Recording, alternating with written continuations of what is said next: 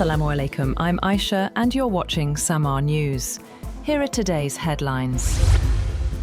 An explosion has damaged a Jewish school in Amsterdam in what the city's mayor described as a deliberate attack against the Jewish community. Mayor Femke Halsema said in a press release that the explosion at the school in an upscale residential neighbourhood on the south side of Amsterdam only caused limited damage, as police and firefighters arrived at the scene quickly. Security at synagogues and Jewish institutions in the Dutch capital had already been heightened after an overnight arson attack at a synagogue in the centre of Rotterdam.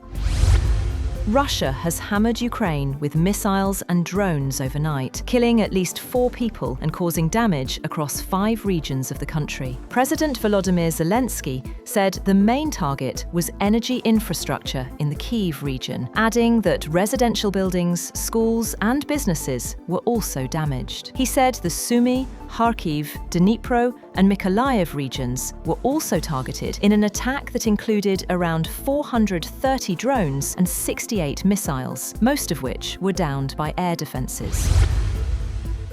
South Korea's military said North Korea has fired more than 10 ballistic missiles into the sea as the US and South Korean forces conducted military drills and US President Donald Trump renewed overtures towards Pyongyang for dialogue. Japan's Coast Guard said it had detected what could be a ballistic missile that fell into the sea. It appeared to have fallen outside Japan's exclusive economic zone. South Korea's Joint Chiefs of Staff said in a statement that the missiles were launched from an area near the capital Pyongyang towards the sea off the country's east coast.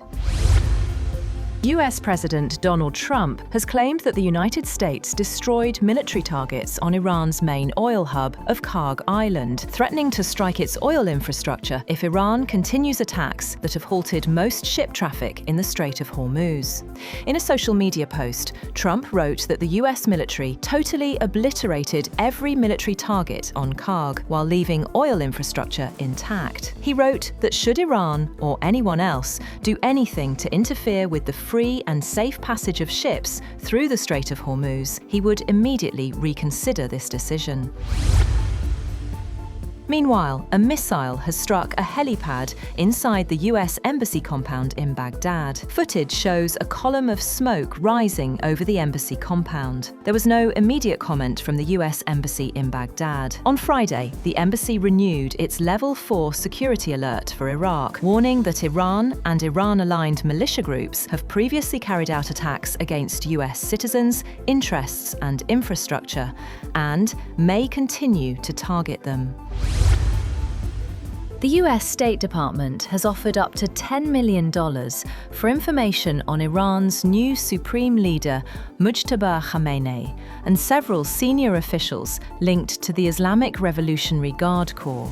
A banner from the State Department's Rewards for Justice program lists figures including Ali Ashgar Hejazi and former Iranian official Ali Larijani. Other names include Senior Military Advisor Yahya Rahim Safavi, Interior Minister Eskandar Momeni, and Intelligence Minister Esmail Khatib.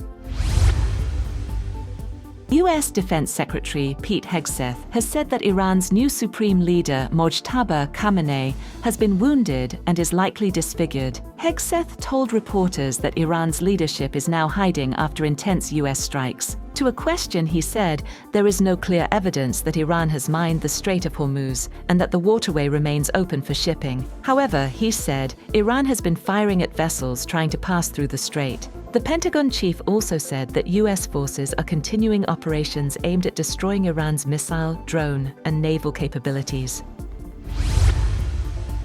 Pakistani security forces intercepted and brought down 2 rudimentary drones near Rawalpindi using electronic countermeasures. Security sources say the drones were downed at separate locations and no damage or casualties were reported.